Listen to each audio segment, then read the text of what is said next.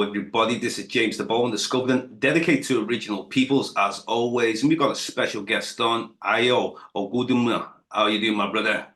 Good, thank you. Thank you very much. Thank you for having me on your show. I really appreciate this. Thank you for giving me the opportunity to reach out to your people following you. And we all need a huge support in our community, and we need to build our community, particularly in our Black communities. We need to begin to build trust and know that we are only what we got. Exactly, man. Well, That's you know all we what? got. Nothing else. At the end of the day, you as a Yoruba, I'm saying in Nigeria, me, Yes. Ijo, Delta Yes. State. Yes. Are you from Ibadan or close to this area? Oh, no. I know Ibadan.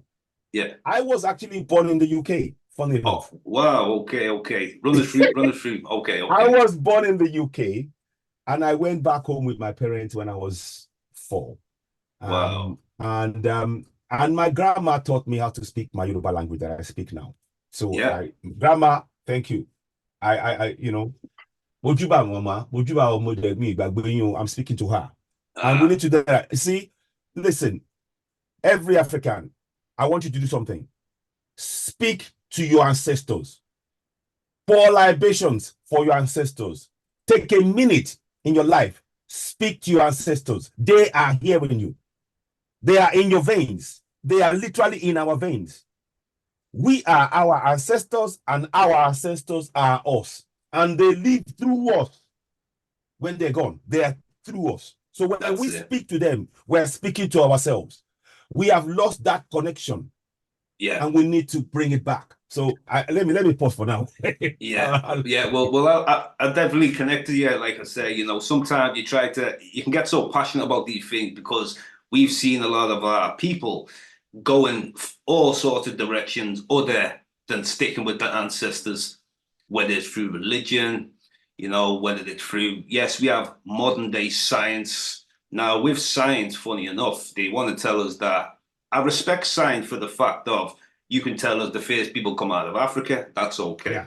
I can respect the fact that you can recognize the African people built the pyramids in Egypt. Yes. I can respect that. And we are the first people to migrate anywhere on this planet. Now, when you tell us we come from a common ancestor with apes, now I have to step back with this one, you see, because our ancestors didn't speak on this. I'm sorry, I'm laughing. I find it laughable. Of course, it's funny. I find it laughable. Yeah. Because when you now go and look at our DNA, I'm sorry, it's not there. What you say, it's not backed by science. But anyway, let's just carry on. Sorry, go ahead. So that's what I'm saying. So we had all different things that what we're told. But like I say, I stay loyal to the ancestors. Now, oral history, what I recognize with oral history as well, as Ijo, we have near the river. We have the old stories of water spirits, for example. Yes. Mermaids. Yemoja. We call them Yemoja. Yeah. Now, in Yoruba, we call them Yemoja. Okay. Now, where do I look at it is that some people, it's spookism or it's crazy talk. But how I look at it is there's always a meaning behind why he said these things. Your environment, if you live in a rainforest, everything, your life, it's a part of you, this forest. It's wherever you are, your environment, you in the desert, then everything in the desert is part of your environment. There is a connection the with connection you and that environment. Definitely. So this is why, sometimes people might feel, oh, I'm going too deep. And it's not deep. It's something that was always there and it's still there. But, because we've moved to different environments, but you can't forget who you are. It doesn't matter if you go and live in other side of the world, you still got you in you and your ancestors are still within you. So you can't forget these things. So what's your take on some of these things anyway, our old metaphors of oral history? It is really important to first of all, I salute my ancestors. Mojuba o aboru aboye abosise fun eyin alale ile alawo dudu. I'm speaking in my language because I always like because they are hearing us. Yeah. We've been silent for so long. Do you know every year we're remembering the ancestors of those in this part of the world? We remember first of November, first 11 day, 11 month, 11 hour, and all of that stuff. Every Oh, the year 11, without fail. 11, 11, 11. I connect with that. I connect So with that's that. what. So they do that here. Now, what I'm saying is, we need to remember ours. There's nothing wrong with them supporting theirs and remembering theirs. The problem is that we've been co-opted to support theirs and forget ours. Yes. And that is dangerous. Very dangerous. That's what I'm saying. That is very dangerous. It's like someone is severing our roots. And if you don't have a root, there's a saying in my language, Odò tó bá gbàgbé orísun ẹ̀, ó máa gbẹ ni. A river that forgets its source will run dry. It is that simple. Yeah. So those are really important things that I'm saying. And it's very important that we must be comfortable in speaking about this truth dispassionately. We're not here to attack anybody, but we are here to acknowledge that we are the first people of this planet and there is no debate. End of story. That's it. You have to accept that. And everything that flows from what they're doing then onwards has to remember that fact and acknowledge us. What is happening now is when people forget all of this stuff that we're talking about, the connection between the soil and us and our humanity. And that connection is actually in Yoruba land, for example. We have something called Ifa. I don't know. Have you heard about Ifa? Of course. Ifa is the where the divination the one interesting fact. I'm sure you probably know this. Ifa is where they found that 01010 that they use in the computer. That is it comes from Ifa. Many people are not aware. So in the binaries that you see on the computer that we use today, it comes from Ifa, and this is a fact that they have acknowledged. That is where. So this is how deep Ifa is. Ifa has 254 different I've forgotten the word that they call it. There's 254 different things that Ifa relates to. It deals with sciences, it deals with life, it deals with everything you want. And it's got information. Now, those who are well versed in how to use the Ifa, they can predict your future. They can look at your past. They can look at your present. Ifa can tell you, if you're going to war, how it's going to go, what you name your child, what food is good for you, what to avoid. Ifa it covers everything. Now, that you can see now, as I start talking about that, you are going into spiritual. Now we're going into spiritual because Ifa, before you do anything in Yoruba language, in Yoruba culture, and in many African countries as well, and kingdoms, I should say. I don't like saying nations because we are kingdoms. Yeah. In many of those kingdoms, they have their own ways of doing things. They might call it slightly different way, different things, but it's essentially the same thing of connecting to the soil, like you talked about earlier on.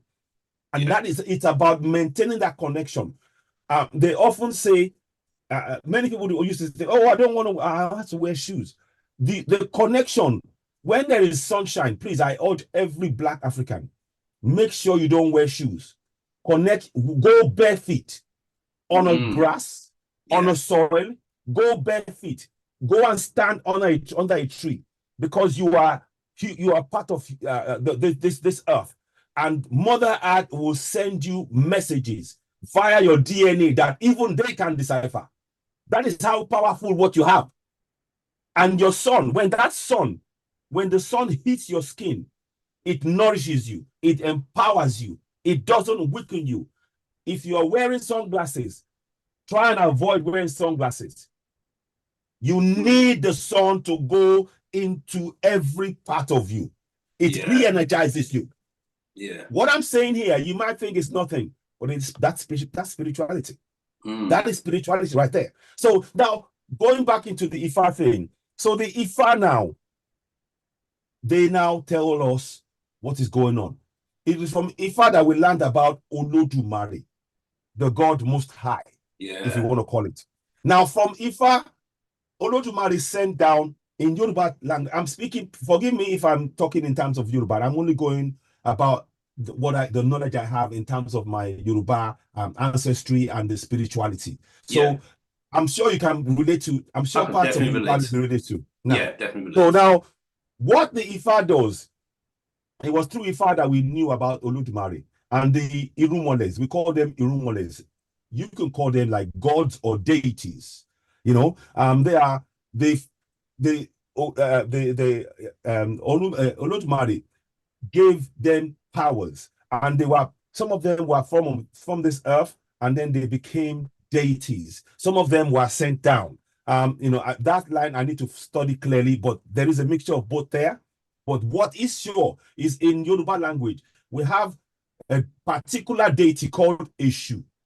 He's a man that's in between Olodumare and the other deities. He's very, very powerful. He talks to Oshun, Shango, Oya, Yemoja, Odua, and so on and so forth. And then anyway, the names will come to me as well. Ori. Yes, Ori, exactly. So now the thing to really understand is that many of what we call cultures comes from these gods. So the way we do things, the clothes you wear, certain gods, you have to wear certain colors to honor them. You're eating certain food and so on and so forth. You have to know all of this. Ogun as well. I'm from, my name is Ogundimu. So my root is God of iron, because Ogun is iron. And Ogun is holding me. That's what it says. In our names, you can pick out exactly what kind of in your own family root, family tree, what kind of deity you are meant to be honoring in every family. This is how deep this thing is. It's not just, we just call it names. It is a connection. And like I said, when you give birth to a child, they will go to the Ifa. The Ifa man will throw the Ifa, and they will come up with a name for that child. So Ifa Bumi, Ifa Wale, Ifa Gboro, all of these names, and they have meaning. Ayo Bukola, different names, and depending on what the Ifa sees in the future, the Ifa can see your future. So these are things that is connected. Now, you can now see, we're going to step back to what Ifa gets us to do in terms of when they say religion, it is really about routine. Yeah. You see what I'm saying? Yeah. It is the routine of what you now believe in and what is keeping you going, and how you can honor those gods, so that every time you're honoring them, they are supporting you. So if you honor the god of the seas now, for example, you can get more fish in the sea to catch, for example. If you honor the god around that gives you, in terms of the land, I've forgotten the name, that again, if you honor god of, I think if it's Yemoja and I think Shango, you can get protection, you can get bountiful land, crops in your land, all of these things. So you can see that they have specific roles that they're doing. And that is what many people don't understand. So the point I'm getting to that is that this thing about when somebody says, you have to ignore those gods because you are now, you are civilized. No, we're not civilized. We've been put back in the dark ages. Yeah. Because our connection to our soil has been broken. You might be able to see, but you have actually been put in this conscious darkness. You're actually in the dark consciously, and you are being led. They're telling you to do this. You have no connection to your soil, to who you are, your essence. And those gods, they are part of who we are. For example, what they did now with Eshu, I don't know if you heard about Eshu. Yeah. Eshu has been demonized as the devil. Yeah. And I am fighting that battle tooth and nail. I will not rest until I draw my last breath. I will make sure that the world knows who Eshu is. Eshu is a protector, a benefactor, a supporter. But Eshu, should you do something bad, Eshu, you will see the wrath of Eshu. Very different from saying that he's satanic. And funny enough, you mentioned that about I've never really came across the devil in Africa, even though like you've just said, you mess with something, the wrath you will feel. Now, that's also based in the laws of nature anyway. So if you know, at the end of the day, we have people polluting the seas, you know, so everything that is used unnatural is we're going to feel the effect of it. You're going against nature, you know, so now the positive and the negative forces. Yeah. So some people might say there's the yin and yang, the laws of opposites. Now, Yep. what some people, it seems like what they've done is use one as the God and use one as the devil. Now, this is where religion comes into this now, modern day religion, Abrahamic religions in particular. So that's what I was actually going to mention to you about, because I was watching an interesting show of yours where Yes. you was, because I've obviously let me up, you also are a podcaster as well. Yes, I am. Yes, Yeah, I do. yeah, I it was have a input. platform called Citizen AY, Yeah, where I yeah. do my broadcast. I will put the name up to make I sure see people it see on that as Spin now, well. Citizens AI. Yeah, yeah. AY, But yes. So so that's yeah, go important ahead. to me. So we got podcaster to podcaster, you know what I'm Yes, saying? So yes. greetings that podcasters can come together also, you know, Indeed, indeed, indeed, definitely. But now maybe indeed. one time I come on your show, you know, that's what Yes, it's about. in fact, I would honestly, I'm not kidding you. We have to plan a time, and I will bring you to the show because we need to Definitely. expand this. Because what we need to do is we have to start taking steps ourselves. We're not going to wait for anybody. Yeah, We start planning our own route back to ourselves, to our own consciousness among ourselves. If we leave it for those who damaged us to do it, it won't happen. that's We right. have to do it. We That's have to it. take ownership of that. So yeah, I'm with you on that. Please go ahead, my brother. Go ahead. Yeah, so anyway, so it's great that we'll be speaking on religions anyway, back to religions anyway. Yes. Now, when the religions came into it, and we have like all of a sudden now we have God and the devil. Now I can recognize God, maybe not in terms of exactly how religion says it, but I recognize that originally we have two forces, positive and negative forces. That's the best way I can put it. And then it seems like someone's latched on and made the devil. And I'll give you one more example. As a person, I've traveled around the world. I've been into around the Pacific Islander people, learned about them, black peoples. In the Fiji Islands, they tell me that they come from Africa, Lake Tanganyika. Whoa! They actually tell me, I've got it on video footage because I thought this needs to be Wow! recorded. They say 1500 BC, they reached Fiji and they came from Lake Tanganyika, which is in East Africa. Tanganyika. Yes. Yeah. Yes. So when I'm looking at connections, I'm aware of connections. Like, for example, you see in Nigeria, Cameroon, Congo, and other parts of West Africa, you must know about the Bantu people. Yes. Yes. Now, when we start now to some African tribes, when we say tribes, I don't want to use the word tribe, but to I some hate the people, say kingdoms, yeah, because kingdoms, yeah, we are kingdom yeah. dwellers. But what I mean is when people think tribal, sometimes they lose that vastness of one people. So when I say Bantu, It is intended. My yeah, brother, James, if I may interject, yeah, go on, do carry you on. know that the idea of tribalism was coined by the colonials and implanted in our minds? Yeah, We didn't have that before. that's We right. didn't have tribal, not because we're not tribes. Yeah, Tribes are people that who are maybe 4, 5,000 or 10,000 or 30,000. We are kingdoms. We're talking millions of people, yeah, literally. yeah. Because I'm looking at the So connection to ancient Egypt, Kemet, and Nigeria. These are miles apart, thousands of miles apart, but they've got mhm, similar connections and culture, even mhm, linguistic ties, spiritual ties. mhm. So this has shown that we are not people who just stayed in one geographical place. We moved around. We knew how to navigate boats, you Yep, know. So yep. We went so around the world before Robin Crusoe or whatever, Christopher or Columbus, Christopher Columbus or yeah, whatever they want to call themselves. yeah, We went around the world before they even knew what that yeah. is. And So yeah, also, like I was saying about the people in Fiji and people in even in Hawaii, I went to Hawaii, and they consider Africa the land of the they're home. gods, land of the spirits, in their own words, telling me in Wow. Southeast Asia, I had to go into the rainforest. You have indigenous black peoples there. I went to visit them in Malaysia, Indonesia, Philippines, Thailand even, and black people, and they're in secluded areas. And when I went into the Philippines to meet the ETA, first thing I asked them is, do you know about Africa?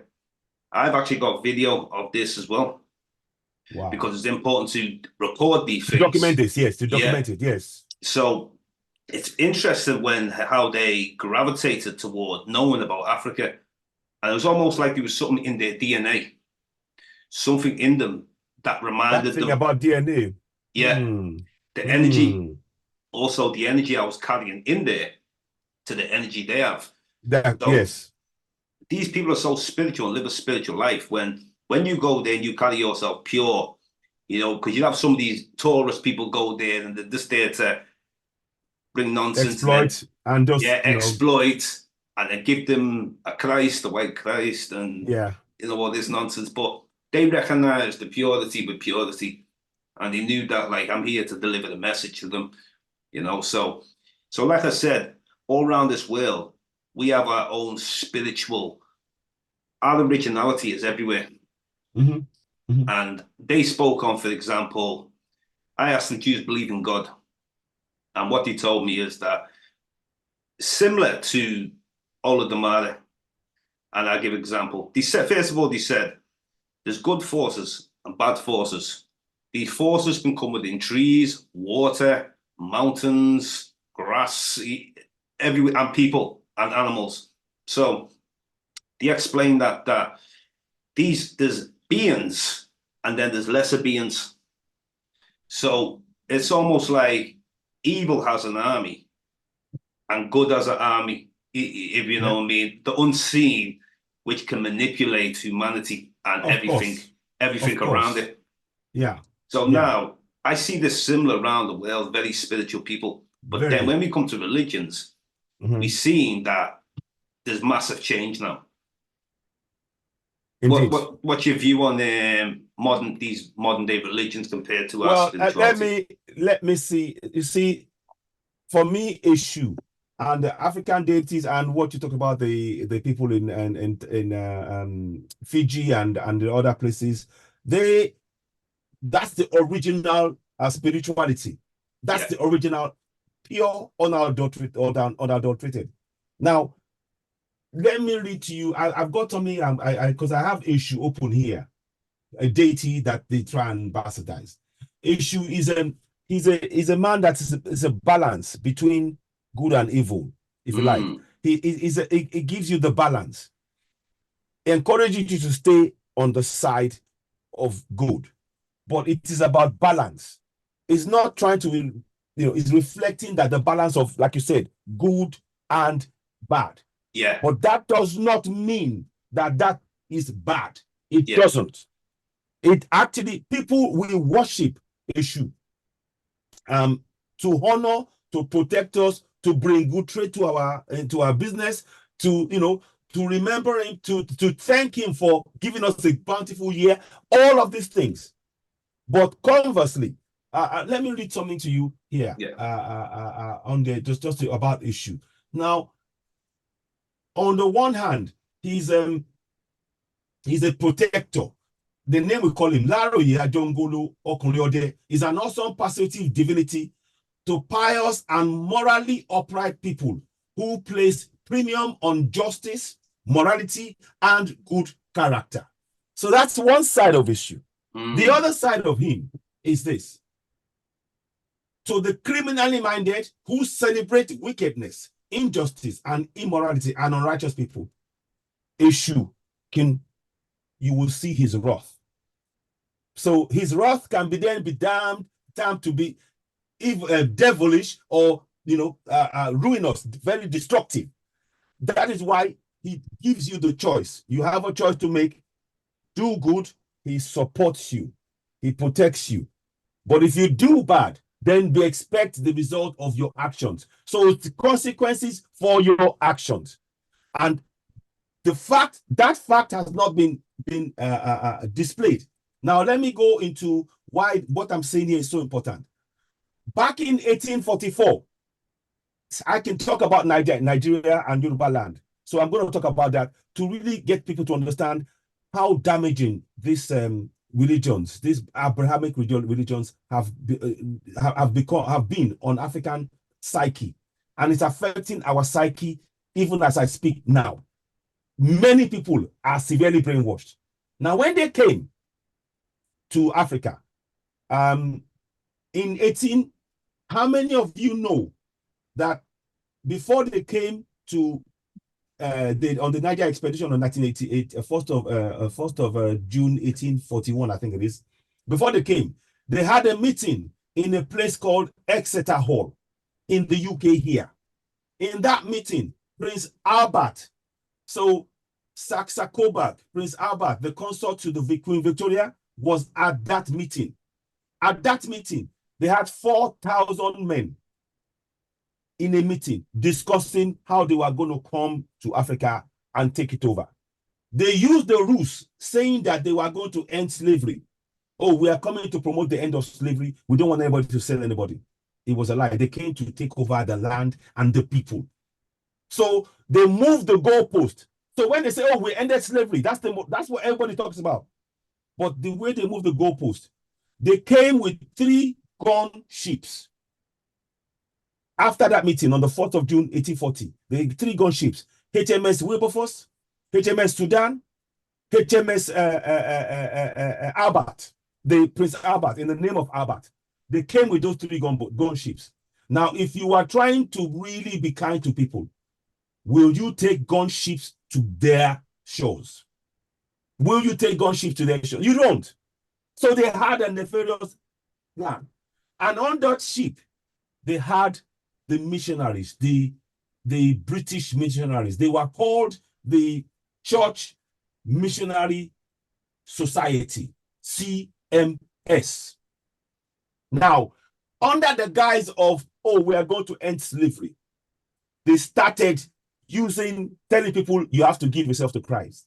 But before they did that, you know what they did? They went into our kingdoms, and they forced the kings to sign illegal treaties. You know, when they signed those treaties, when they say those treaties, they said them, you are only going to trade with us. We want you to trade with you. You must only trade with us. And the king said, no, in my kingdom, I decide who I trade with. If you want me to trade with you on certain things, fine. But I decide what happens in my kingdom. They said, no. Once you sign with us, nobody else. So when those kings said no to it, they went and attacked each of those kings. They were either deposed or they became vassal kings. Please listen to this point. It's very important because you can see this is where the damage began to happen to us. The minute they deposed the king, or they told him, okay, the king he got afraid. Okay, yes, I will do treaty with you. He became a vassal king. Now, in all of those communities, they said, you do not bow to your king anymore. We rule you now. In all the communities. But this is not spoken about. People don't realize that they did this, and the kings knew that they had gunboats at the shore that will come with reinforcements. They don't tell you about this, but this is what happened. This is what happened. In 1841, I'm going to just quickly read one section if I can find it for you. Because I do a lot of research. I don't just come and talk. Good. I like to really make sure that I know what I'm saying. Because this is so important, and I do not want to lead anybody astray. And of course, people can always check what I'm doing and what I'm saying. Yeah. But that's what people have got to do. Sometimes you have a lot of lazy people, and you must go and research. You have to research. Yeah, so, that's what it is. So what they did now, once they did that, in every community, they destroyed the deities in those communities. They took them away. Do you know that the church, the Anglican church in the whole of West Africa, they took 10,000 artifacts, and it's still in their Vatican until today. They won't give it back. But they don't talk about that. But many people are not aware. And how can a church trying to preach morality, take stuff away from the people, not give it back to them, and you believe that you are moral? It's falsehood.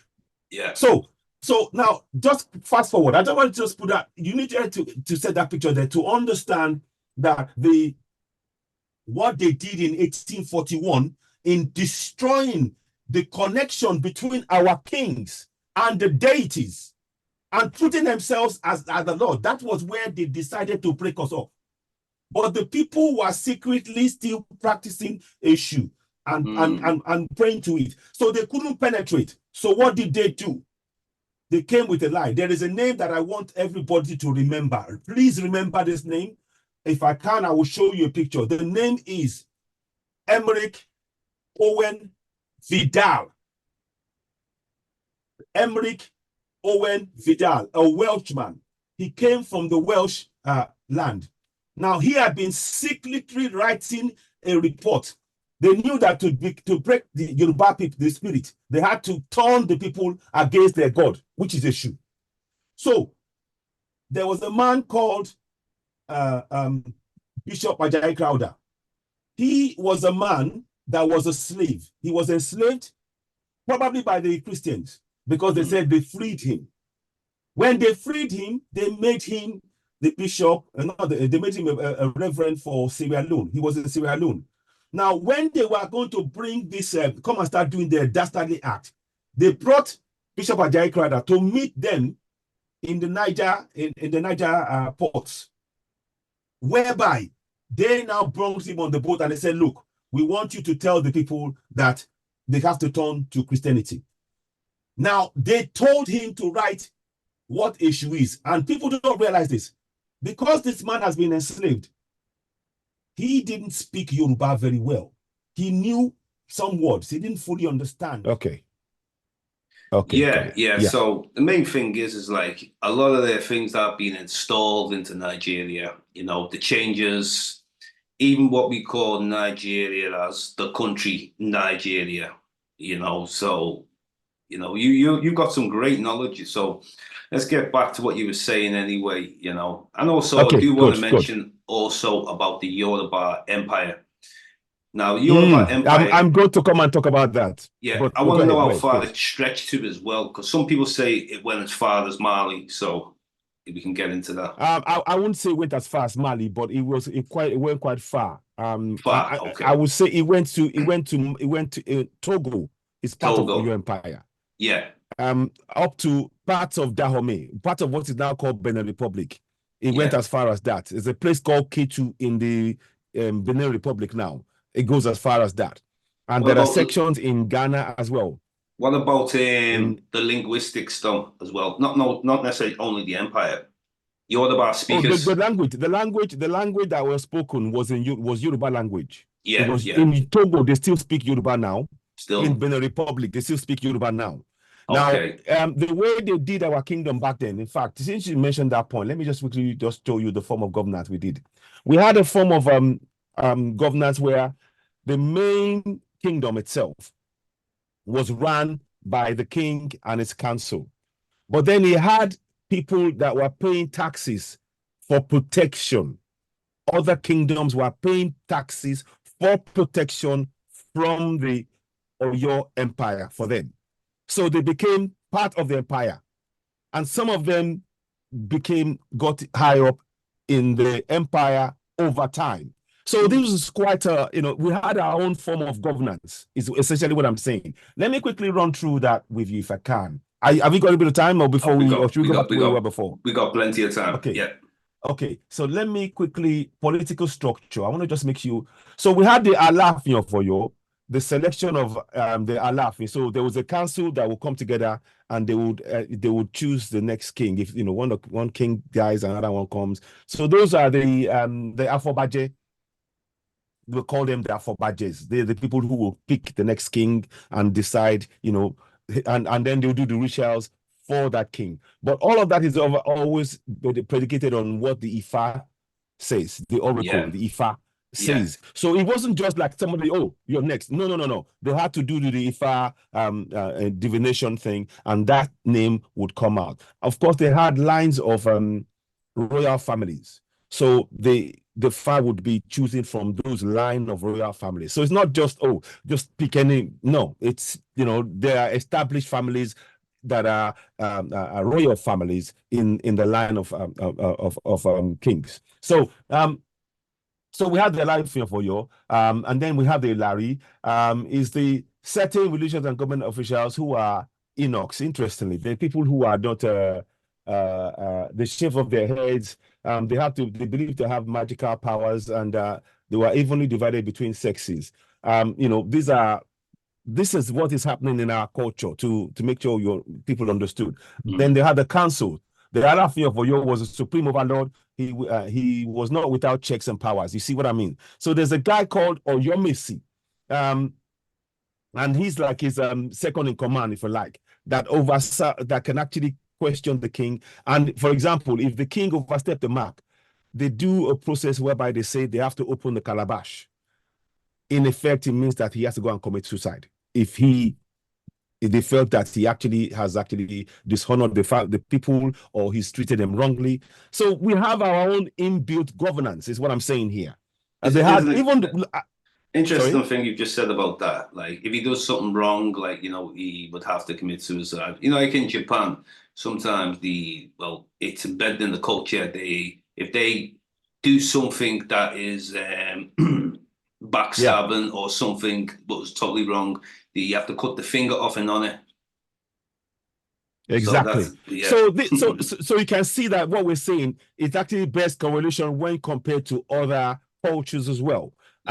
So the Oyomesi, I'll quickly read to you the Oyomesi. Were the 7 principal councils of state. They constituted an electoral council, possessed legislative powers, led by the Bashorun. Sorry, yes, there's a Bashorun, second in command, acting as a prime minister, consisting of Agbaaki, the Samu, Alakpeni, the Laguna, and Akiniku, Ashikpa. They represented the voice of the nation and had the chief responsibility of protecting the interests of the empire. The Alaafin was required to take counsel from them whenever any important matter affecting the state occurred. Each chief had a state duty to perform at court every morning and afternoon. Each also had a deputy whom they should send to the Alaafin if their absence was unavoidable. The Oyomesi developed a check as a check on Alaafin's power, preventing the Alaafin from being an autocrat. They compelled many Alaafins to commit suicide during the 17th and 18th century. So you can see that we have our own system of governance. Yeah. Now, going back to what I was saying, I'm going to just go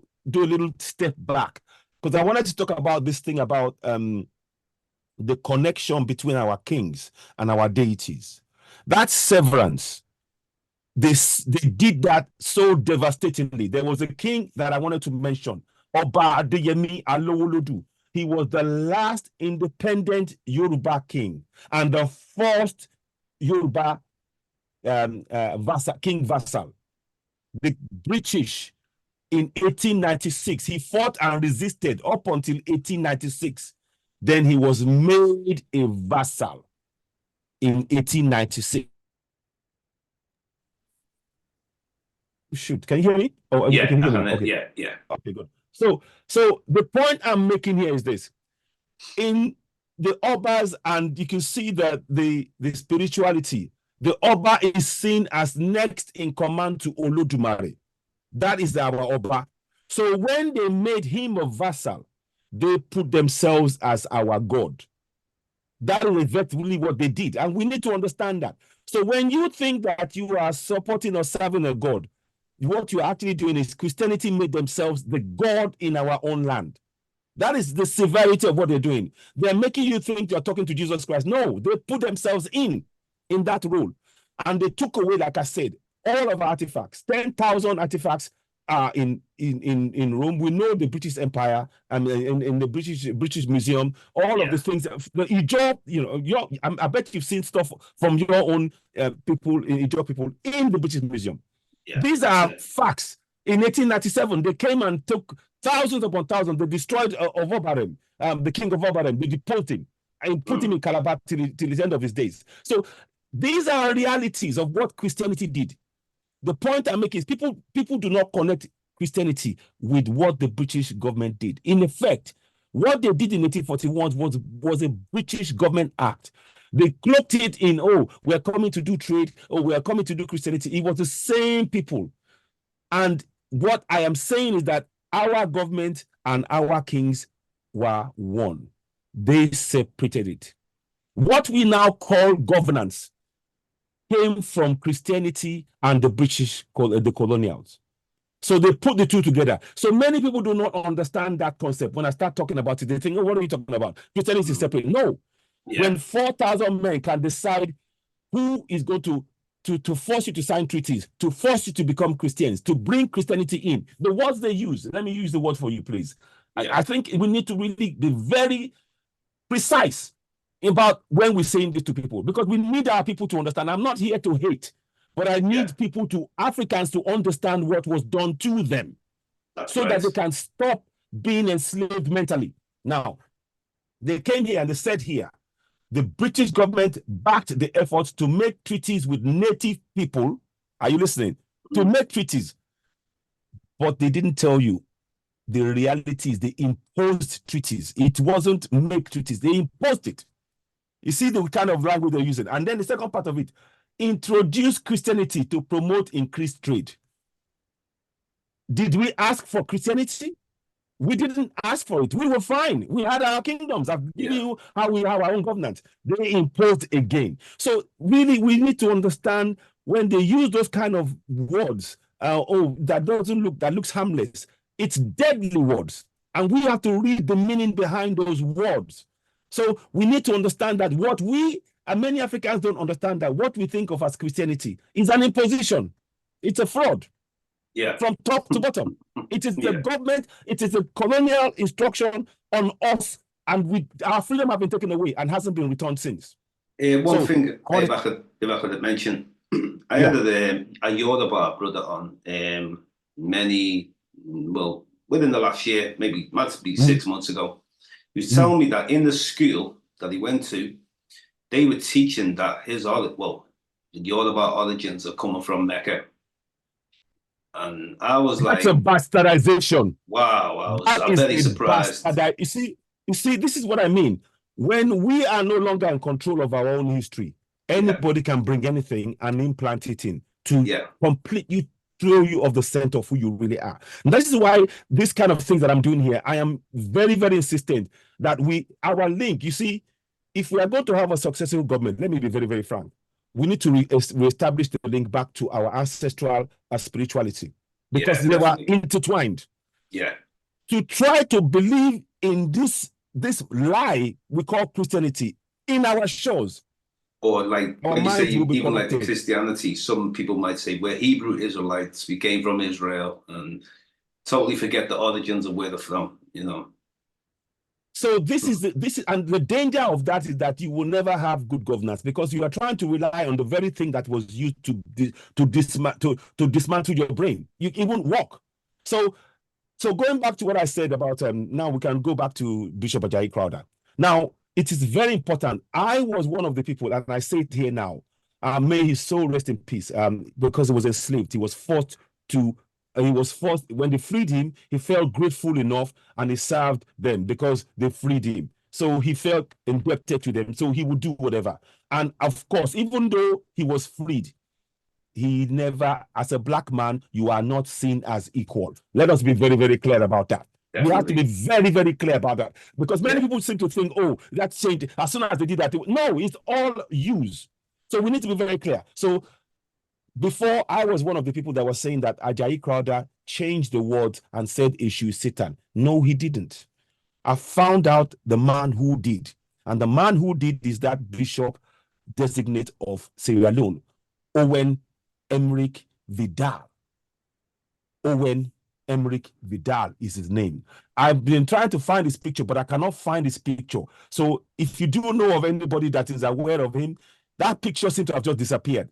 He seemed to die around about 1855 or something, 3 years after he did this dastardly act, because they did this reprint, this particular damaging thing, whereby they said he wrote. Let me just step back 1 second. They got Bishop Ajayi Crowther, who was not fluent in Yoruba, to write. They asked him what is Eshu. So he said, Eshu is a man that has no manners and he sleeps on the streets. How can you say that about a deity? How can you say that about a god? Yeah.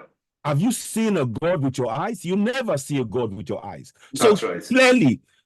Clearly what they had done is tell him just write something. Yeah. So he wrote that. Now, when they were going to do the translation, Owen Emmerich Vidal had been writing a book in London, in Shirley Street. Let me get the name right, because I've done enough digging I can back up categorically, and I dare anybody in the entire world, come and sit down with me and let's break this down. Yes, nowhere to hide. You got nowhere to hide with me. Let's and dare to disprove me on this one. Yeah. And I wait for anybody from the king himself downward. Bring them.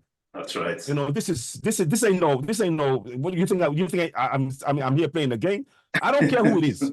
Yeah, I'm not. You know, you damage my people, and you think I'm going to stand here and just let you do that? I will expose the facts. I'm not going to abuse you, but we need to expose those facts. True warrior spirit. True warrior spirit. I respect. Yes. So now, what they did was he now went and wrote this word. He said, where Reverend Samuel Ajayi Crowther wrote issue, he now put in there devil. He said the devil has no home, no kindness, and his house is on the streets. So straight away from that point, even though they wrote in the Bible, they now got Reverend Samuel Ajayi Crowther to write the word that he had written in English into Yoruba. So in the Bible, he would say Satani. But because they are written the word Eshu is devil, in the churches, they got the pastor to be saying Eshu is devil in every single preaching, every Sunday. And what is damaging, we had a church, a Christian missionary school. It's called CMS. They opened it in Lagos. They opened it in Ibadan. They opened it all over the place. And they were spreading this falsehood from 1799. Yeah. But you know what, funny enough, you always hear about Nigeria, like in the Christian churches and that. And it seems like it's very like, I don't know what the word's called. It's too strong out there in Nigeria, where, don't get me wrong, it's everywhere. It's everywhere, Christianity. But it seems like Nigeria, I don't know why, people take it so literally. And I tell you why. To go against the ancestors. And it seemed, funny enough, you've mentioned about issue that what's being able to do this. And I've seen this in different places where you might have strong cultural places you go to around the world, but they took on Christianity. Then it's almost like they try and mix it together with your spirituality or your history, and it don't go together. It don't. You can try your best to fix it into whatever you want to fix it. Exactly. It doesn't. So the point I'm making is that what they used Samuel Ajayi Crowther. He never wrote those words. Owen Emmerich Vidal, Reverend Owen Emmerich Vidal. He wrote those words and he made them use it. And then they used, the sinister thing was that they used Samuel Ajayi Crowther as a front, so that when you say, who said that? Well, it was Ajayi Crowther who said it. But nobody knew. And let me see. I'm going to try and find this. I got to find this for you because you need to see if I can show it on the screen. Can I share my screen with you at all? Is it possible? Yeah. Okay, I got to find this for you because I need you to see. I don't just come and talk. I'm not one of those people that will come and talk without facts. And I want people to really because I want people to think. We got to start thinking ourselves. What has been done to us is so sickening. Sometimes I break down and cry because I am it's so soul destroying and many people believe that lie, and we need to wake them up from it. So let me just see, Reverend. Yeah, good. People are asleep, completely asleep. Yeah. So our job is to wake them up. Yeah, snap out of the dream world. Yeah. Church. Oh, come on. What are you doing, man? 1 second, please. Just give me a minute. Yeah. You know when you're trying to find something and it suddenly is playing tricks on you.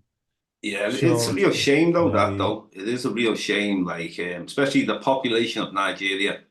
You know, Nigeria is the We've all largest been, populated the black most population on the populous planet. nation of black people, and we're going to be hitting 300 million soon by Wow. 2054 or thereabouts. So Wow. it is important that we get our spirituality right. We must get that. Here we go. I've got it. So let me. Yeah. I'm going to try and share the screen with you. 1 second.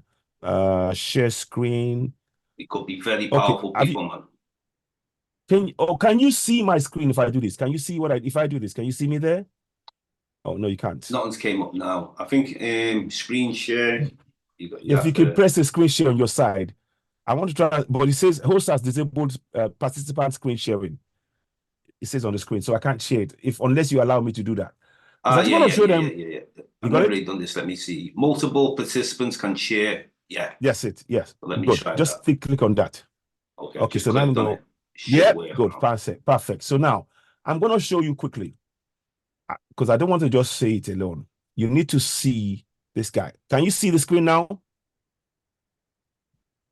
Can you see? Can you see the picture? You can. No.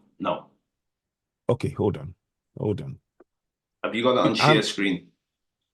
Oh, sorry. Yes, share now. Okay, can you see that now? Yeah, I can see it now. Yeah. Now, I need you to look at the name here. You see, there's something called the vocabulary of Yoruba language. This was written by Reverend O.E. Vidal. You see that? By the Reverend O.E. Vidal, Bishop Designate of Sierra Leone. Can you see that? Yeah, can you see that on the screen? There's two screens that are up. There's the hold on. Yeah, let me take that down. false. Yeah, that's it. Yeah, okay. Is that better now? Yeah. Okay, sorry about that. So, can you see the name? I'm blowing you up so you can see. Can you see that? Can you see the name? From the top part, I'm using British Missionary Activist Groups, 1841. Yeah. Now let me. So the vocabulary of the Yoruba language. Can you see what I said? Can you see the picture moving as I'm moving it, or is it static? It's still. I can see the picture though here. The meeting. Okay, good. June 1st, 1840. Yes. So now it says the name. Can you see the name of the Reverend O.E. Vidal, M.A. there on the screen? Are you looking at the wrong thing? Am I showing? No, I'm on the page, but you've gone on to something else now. Oh, hold on. I'm gonna do this. I'll do it like this. Is that better? Yeah. Okay. Right. Sorry about that. It just took me a while. So you can see that now. Can you see the screen I'm sharing? Yeah. Yeah. Okay. Now you see the name there, a vocabulary of the Yoruba language. Can you see those words? Yeah, I can see them. Okay. Now, compiled by Reverend Samuel Ajayi Crowther. Well, that is a lie. He didn't compile it. The book had already been in writing by Reverend O.E. Vidal when he was in London. Because it says Sealy Fleet Street. It had already been done. They just got him to write that word issue. Let me show you what they did. Again, let me see if I can quickly. Now, look at this. I want you to look at that name. See the name of vocabulary of Yoruba language, Owen Emmerich Vidal. Yeah. You see that it's not the name of Bishop Ajayi Crowther on there. Okay. And they are still selling this stuff in Amazon. Ridiculous. And no one's challenging it. Now, I'm going to show you one more final nail in the coffin to make sure you to really understand what the damage has done. I mean, I've been trying to chase this, and may his soul rest in peace. Now, I'm going to blow this up. This is the bit I want you to look at. This is what I think they did, closest to what they did. You see, when they were going to get Reverend Ajayi Crowther to write the word issue and in Yoruba, before he did, Owen Emmerich Vidal wrote these words: issue, devil, Satan. Can you see that they tried to link the three together?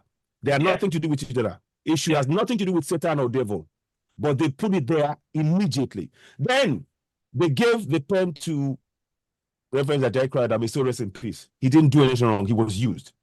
And then he wrote, Eshu Koniwa, Akwele Resita. Eshu has no manners. His house is on the streets. And then when Emery Vidal took the pen back. And then he wrote, as the devil. Instead of writing as the issue, has no kindliness, disposition, his house is made for him in the street. He put, as the devil. And there was where they linked our devil to Satan. Right, yeah. Do you see that? Brought it in. Yeah. And this was done in 1852. Imagine, at that time we had 3 million people, Yorubas. Right now we have 42.8 million estimated in Nigeria. Wow. And many of them believe that issue is Satan. Wow. So yeah, from 3 million people to 42 million something people, it's been easily for them to do it as each year as you've gone on and the population's grown, more people have fell into the lie. That's what's happened. Exactly. There, isn't it? Yeah. Exactly. And that is what people don't understand. You know, when I talk to people about this, they fight me. People literally fight me. When I try to explain what I've just explained to you now, and thank you for giving me your platform to be able to explain this, because we need to have people to understand. Yeah. When I try to explain this, people literally fight me. Yeah. I mean that they are literally just like, how dare you? You're causing the name. But this is what they did. So you can see that the foundation is flawed. And now what they did is the same people that gave us the Christianity, but the ones who are giving us our governors now. The governors that we have in Nigeria stem from 1844. Because they were the ones, the treaties that they signed those years are the ones that's binding that they used for the foundation of what you call governance in Nigeria today. Yeah. So you can see that there is a link between the Christianity and the treaties impacting our lives till present day. Yeah. That's it. It is. So anyway, it's all there. Yeah. Yeah. So one more thing I'll show you before I go. I want you to listen to this word. It's not that one, because that's a Facebook thing. Again, that's another story, but that's the front of it. They were making this book. You couldn't take it out of the library, but I've managed to source it, without having to pay anything. I didn't want to pay for it because I'm not paying for a book that has destroyed my people. No. So you see, the church. This book was written by the Church Missionary Society. The people who have the language had no say in this translation. So the church, they came to brainwash. They came to brainwash. And look at the words they said. The work is now set forth with prayerful hope that it may do much in God's hands towards facilitating the gospel progress, the progress of the gospel in a land which has peculiar claims on the efforts of the sympathies of England. So you can see the language there. They were trying to benefit England at the expense of the people that they came to impose this nonsense on. My brother, can you see what I'm saying? Yeah. So I say this because people need to understand. This is the very foundation of what you call Christianity in Yoruba land.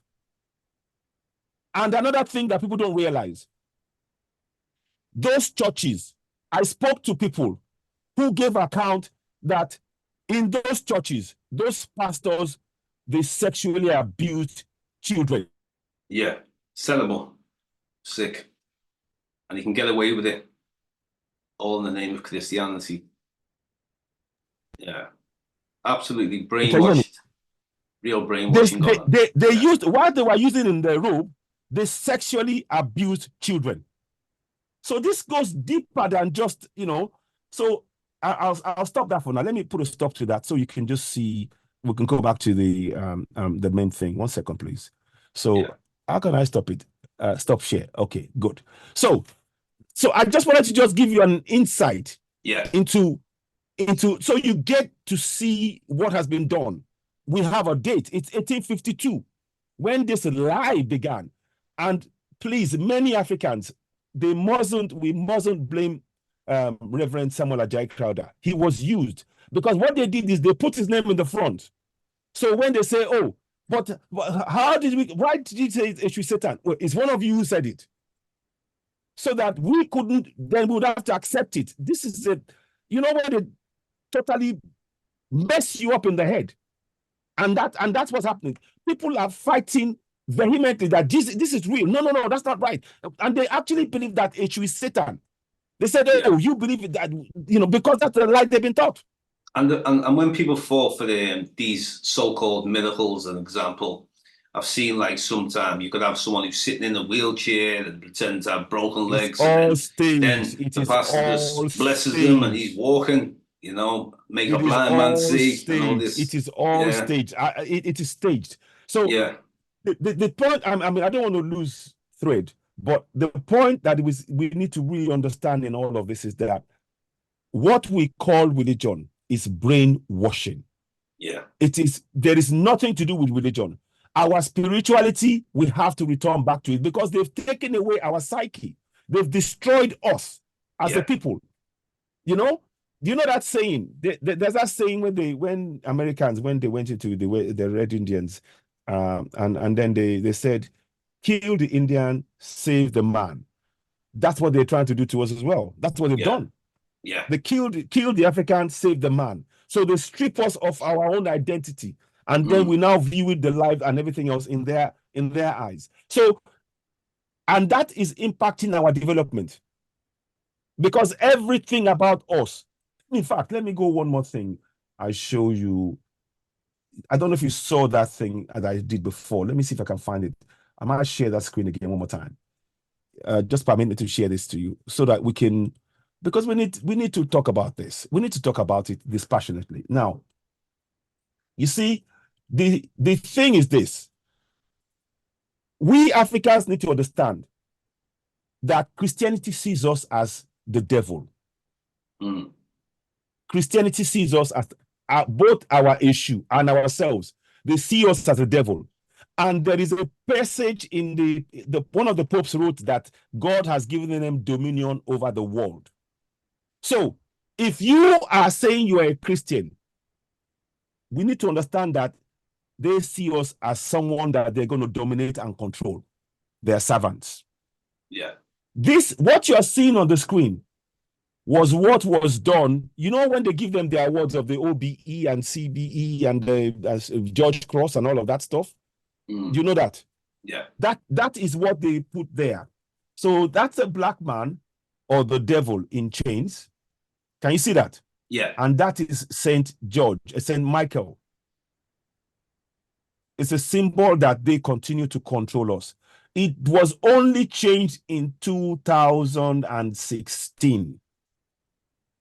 Okay, 2016. Change. They only changed that now to, let me see if I can find the one they changed it to now for you. So I like I said, I do extensive research. I don't just go out and so you can see the old one there, and that's the new one. So the devil and the Satan now looks the same.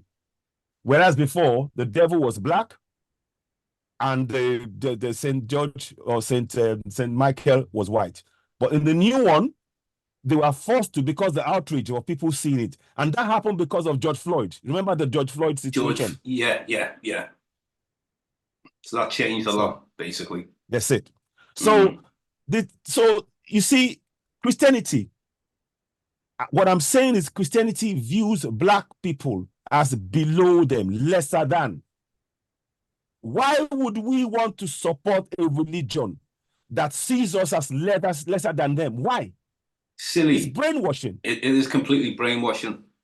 And this is like one, like I say, I'm always trying to connect to the most original sources. You connect to the original people, you should be able to find the original sources. And all this Johnny come lately, changing the whole society, your spirituality, we introduced science, but then they manipulated science. They manipulate everything. Everything gets manipulated. Everything that's natural becomes unnatural, impure. So at the end of the day, we need to take our history back. We have to take it back. So it's like an uphill battle. It is, but the thing is that the game is up now. They can't, people like myself and yourself and many others, we are coming up with facts. I'm not trying to abuse anybody. Yeah. I'm just saying you put your facts on the table, I put my facts on the table. Let's see which one stacks up. Thank you. That's simple. That's it. I'm not going to abuse because I don't do all that. No. But the same way they want to, like you said, you want to present the facts, and that's what I'm about the same. Where they like to impose. There's a difference. Presenting facts. Let's look at the argument. Let's look what's on the table. But they want to just impose. You know, that's the only way that they're going to win. You can't win with facts. And I keep saying to people, I mean, they keep saying that theirs is the only way. And I said, no, you cannot say that. The minute you say that yours is the only way, that is a very hypocritical statement, because you don't know what's happening. You said something earlier on. You said those people, they connect, when we in our countries, there's connection of the people of the Fiji with their soil, just like we have in Africa. We connect with the soil, we connect with the air. It is part of who we are. Then you can't come in with your own thing and say, oh, no, you can't do that. That's not how we do it. You must do it this way. You cannot say that. that is hypocrisy. Yeah. That can we go back to the full screen again? Yeah. Sorry. I beg your pardon. I was just thanks for reminding me, because I do get a bit. I hate looking at them fake Jesuses and all these fake. Thank you. Everything fake. Thank you. Yeah, it's better. But the idea was to really give people the insight, understand, so you could see that you wake up from this lie. Yeah, we cannot allow this. And in any case, there is no Jesus. I'm sorry, there is Yeshua. Right. But that is even another story for people in Ethiopia who I respect. I respect that's their writing. I am proud of my own issue, and you are not. Nobody till I leave this earth, nobody will mess with my own deity, and you think I will stay quiet. No way. You have no right to do so, and you must respect. When you come to my country, in this country, if they say to me, that church, you respect it, that's what I will follow, because I am in this country. But when you come to Africa and you come and try and destroy and then take from me, that's hypocrisy. That is heinous, and we mustn't accept it. No. I'm not saying for anything to come and destroy UK. That's what I'm not saying that. But what has been done, our people have been destroyed mentally. We are mentally destroyed as a people.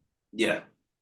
That's it. And that's just one area. There's different type of brainwashing, you see. Like in the UK, as Black people, I'd say that they don't take Christianity as serious as Nigerians.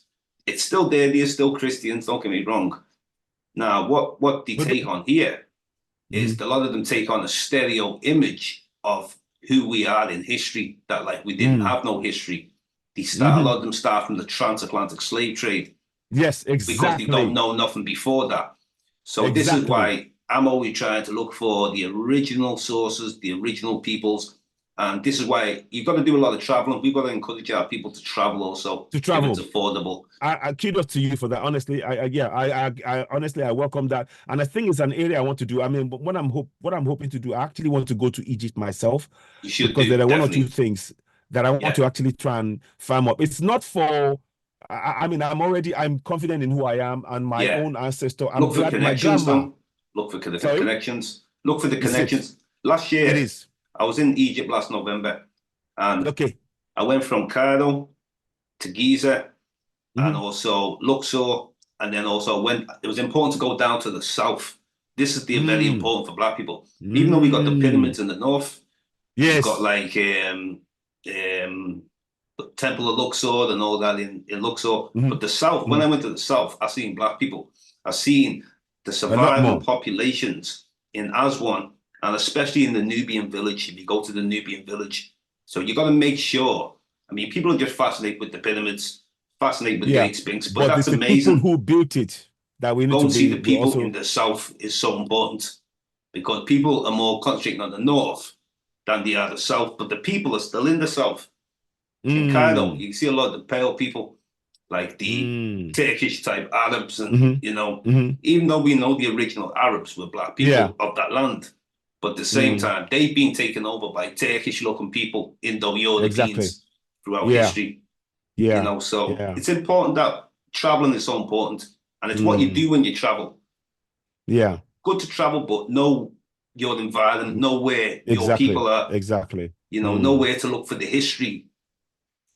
My brother, I want to ask you a question. Thank you very much. How do you, when did you first get curious about wanted to know about Africa and about things. When did you, if you don't mind me asking, when did you Yeah. first get into that From curious stage? young, my dad talked about Africa every day.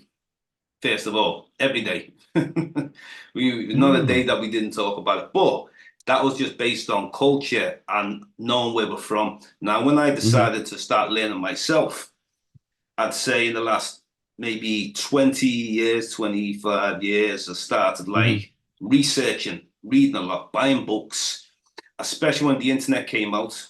And in the last hmm 20 years, I've started traveling deeply out there in all Out there. continents around the world, going into Africa. Wow.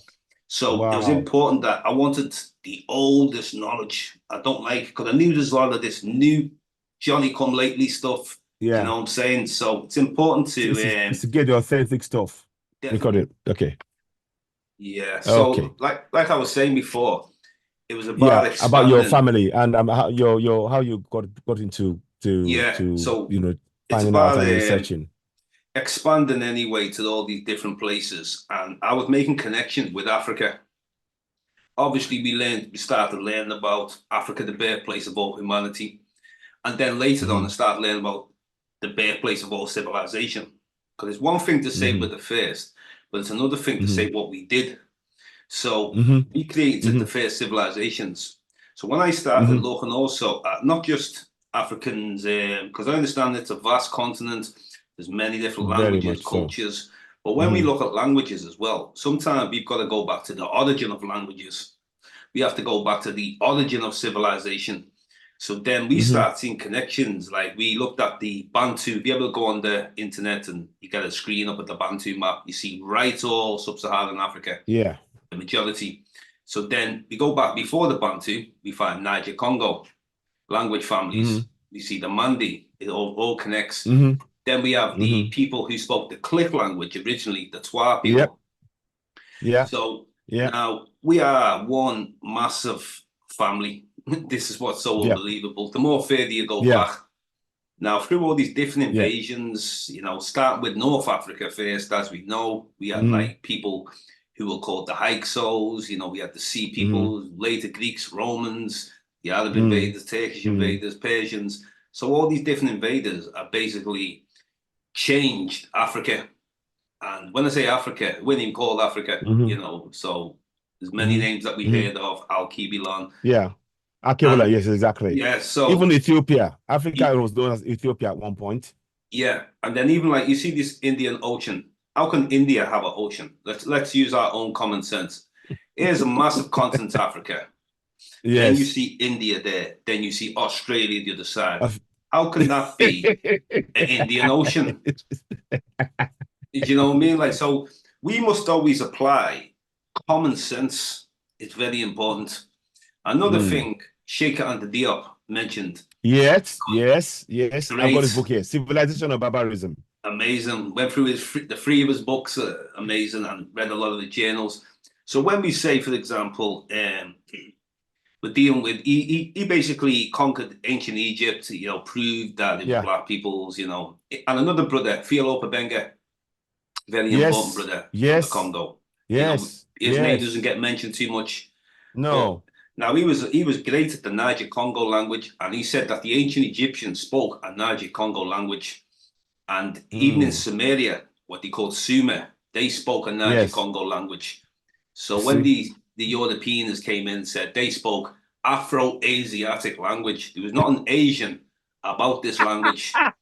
The people who were the Kushites. And so when you start making all these connections and you start hmm realizing that, well, even though some countries in Africa are thousands of miles apart, they were still able to move and navigate and connect and all come together to build a lot of these hmm structures. Because the people in Egypt, hmm you see, you might have people who are in what we know that Sudan, yeah, at the time it was called the Western Sudan, which Yeah.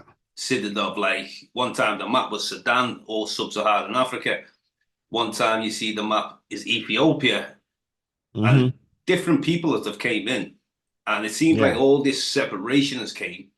Separation through languages, separation through culture. Then they separate that spirituality. And our spirituality is quite similar in different places.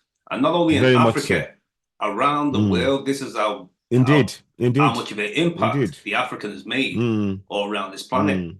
Now, another one, because we never get told about Africans were going into India, they'll help them build the Indus Valley civilization, the Shang dynasty of China. Also, in Japan, you have the Black Samurai.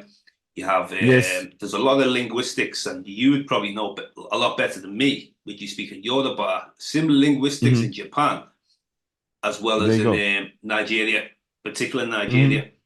So how did these linguistics spread? Thousands and thousands of miles. We had to be seafarers, and we had to be, you know, a highly advanced civilization to even be able to go to another part of somewhere and build civilizations. So these are all the things I started connecting when I was going through Asia, going through the Pacific Islands, going to South America. I was going everywhere, into Africa, different places. So going all different places, reading a lot. And when it comes to reading, you have to constantly read so many different comparative studies. So not Sheikh Anta might not be able to give you all the answers, but he can give you a lot. No. Then you might have to go to certain other people. Like there's a man called Dr. Renaud Rashidi. Yes. Oh, may so rest in peace. He passed on. Oh, shame. Yeah, I got to meet the brother. Oh, I got to. Man. He's been on my show. If you look on my channel, you'll see my interview with Renaud Rashidi. I actually brought him. I brought him into Liverpool and put on an event for them. So I had a great connection with the brother. So he inspired me. He's our ancestor. Yeah. I shall. We greet you.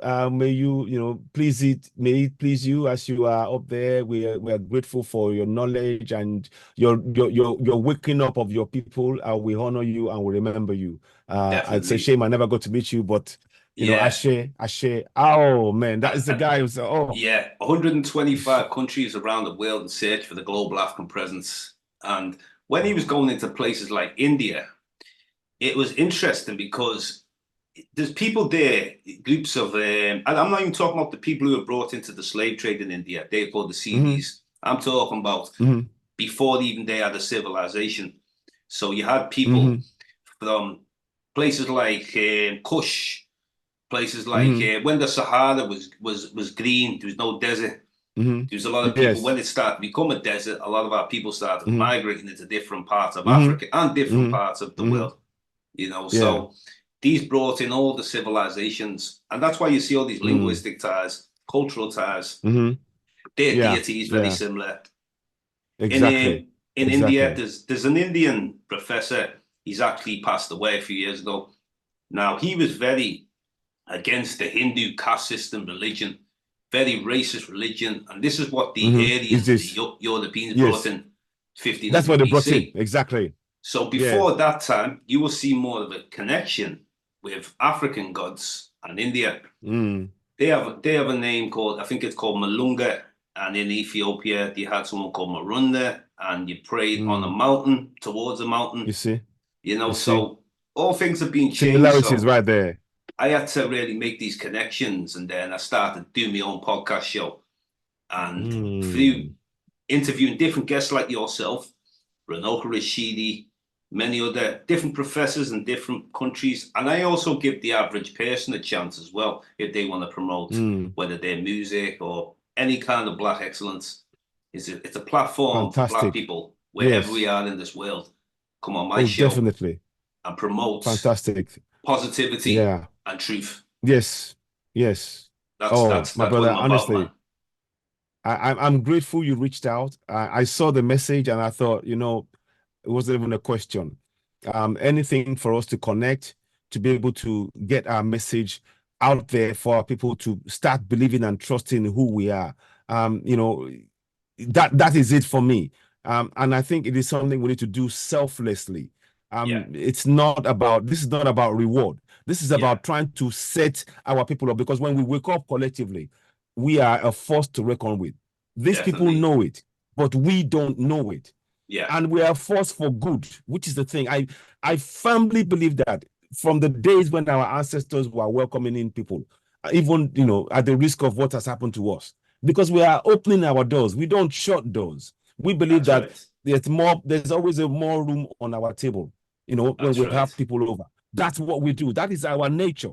But for people to now take advantage of that and now start, treating us less than humans and using false, flimsy justifications for this, we cannot accept. And I believe that we are, as the first people of this planet, we have a natural position to be the real leaders of this planet, because look at what's happening on the planet right now. Without African leadership, it's gone. It's in complete shambles. So, I think there's a place for us to come back to in that discussion. Oh, can you hear me? Yeah. Okay. So I really think that the kind of leadership, I mean, if you look around the world, there's wars all over the place. And those who are saying they are leaders, they are the ones propagating these wars in all manner. They're taking away resources from the people who own the resources. They're flying diamonds, cobalt, gold, everything out of Africa. And we, the people who own those resources, we don't get to benefit. And they blame us for the position that they put us in. I mean, imagine a government, the UK government, sending black people to Rwanda. But if you are a Ukrainian, you can come here with no passport, no document, and you are welcome. Ridiculous. How can you how can you justify that? Yeah. How can you justify? You can't justify it. I mean, the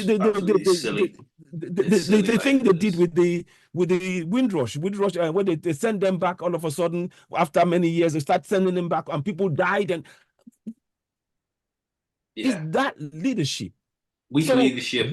That's a big problem, isn't it? Weak leadership. So our role is to wake up the next generation. I believe that our role is to wake them up, and they are waking up, and let them have confidence in who they are, connecting with our deities, and that we can rebirth Africa, because we are going to rise like the phoenix. I believe that, no doubt. The kingdoms will arise, because those great kingdoms, they wrote about those great kingdoms, that it was because of the Arabs going to our Mali, the kingdom in Mali, that the Europe got to find out about it, because the Arabs said, oh, they got gold there, and they went to see themselves, and then they told the rest, and then they came, but we welcomed them. We didn't say, oh, you can't come here. We opened our hands, but what has been repaid to us over the last 500 years has been nothing but misery and oppression. And the likes of you and me coming back, I am sure we have been in the past life. We're coming back because that job has not been done. That's right. We're coming back because that job has not been done. And our role is to make sure we wake up as many people as possible, so that Africa can actually take its rightful place. Definitely, brother. That's why we were meant to meet, and we were meant to do a discussion. And this is just the beginning. Also, anytime you want me to appear on your show, I will do. I'm going to do a program. Yes, definitely. I mean, I'd love to do that. And honestly, I'm really grateful for this opportunity for us to discuss like this, because this is something that we have to be doing in all our communities, all of us. It's not about hate, and people. People need to get this. When we're meeting as black people, it doesn't mean that we're hating white people. Please, I'm not talking for that. It's not about hate. It's about building us as people. Self-love. If the Jewish can build themselves up, we are trying to just self-love. We've been denied that for so long, and now we are giving ourselves the right to love ourselves. We are giving ourselves. We're not asking anybody. So Well, I want to thank you very much. I want to thank you very much. Anyway. Ayo, Yes. Thank you, my brother James. My pleasure. brother. I appreciate this. This is James. Just one more thing before you go? Yeah. Do you have a Yoruba name? Not Yoruba, an Ijo name. My middle name is Adania. Adania. How do you spell it? Adaniya. Adania. Yeah. Okay, Adania. Yeah. Okay. Now, I think Adania might be a Yoruba name. That's what I was thinking, because when you said it was like Adeniyi. It is a Yoruba. Adeniyi, because there is a closeness between Ijo and Yoruba. You know the Shekiris? The Shekiris speak a bit of Yoruba. It's mixed in, and the Shekiris and the Jaws are not too far away as Well, well. funny enough, you've mentioned that. There's one time where the Yorubas were not only just in the Delta, there was more of them, and there was a connection Yeah, with the Yoruba. I don't know a exactly. whole lot about it. I had a little read about it, but I like to do more research in that area. I I think I have one or two myself, people that have had, we'll have to do some more research. But no, it's I like to, if you see, when I speak to an African person, for me, I don't have an English name. My name yeah, has always been, and I think I now know why, because there is something in that name for me. And I'm not saying it's any yeah, name is any less, but it was almost like my root back to who I was, who I am. yeah, And the journey that I'm making now, without that name, I probably wouldn't have made it, So, and this connection is important. So when I hear Adeni is probably the name that I'm almost thinking, I can hear it in my head, yeah, Adeni. And that yeah, is, definitely. it's like Ade, the being a king has a honor. He is honor. King Mm, has honor, you know. So that's what it means. yeah. I'm again, all Well, I of this is knew down to I was told that by another Yoruba man. He said yes. that he recognized the name Adania, and he Mhm. said that it recognizes something similar to the crown is precious. So it was interesting you mentioned about king. So that's There you interesting. go. So you can see now you're getting confirmation from two different sides. Yeah, You might want to look into that area a little bit more. I am going to look into So it. But this is James yes. Diboe, Discovering, dedicated to original peoples. And brother, this has been a pleasure, and Thank I you. look forward to Thank you that so next much. discussion.